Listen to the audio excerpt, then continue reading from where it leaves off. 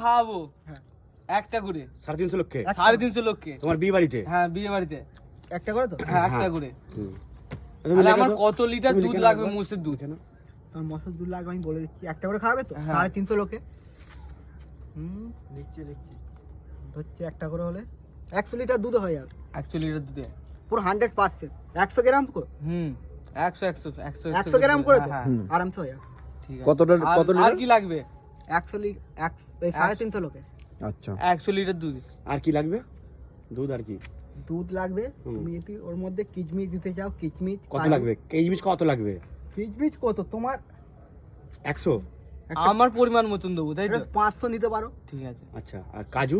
কাজু 500 500 কাজু আর 500 কিচমিচ। ওটা 350 লক্ষে নেবে 350 লোকের ওদের দইতে ওটা দিয়ে হলো। আরামসে হয়ে যাবে আরামসে আর আর কি লাগছে? আর কিছু লাগবে না।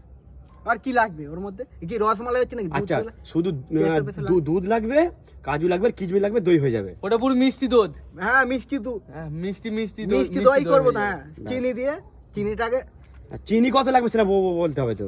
চিনি কত চিনি তোমার লাগবে 5 কিলো নিলে হয়ে যাবে, ব্যাস কম পড়বে। না না, ও বেশি বড় হয়ে যাবে। হিসেব মতন করে দিচ্ছি 5 কিলো নয় তোমার চিনি কত লাগবে ওইটাতে কত? 150-200 চিনি হলে হয়ে যাবে আচ্ছা 150 দুধ চিনি তো 350 লক্ষে নেবে হ্যাঁ আরাম আরামসে। আরামসে।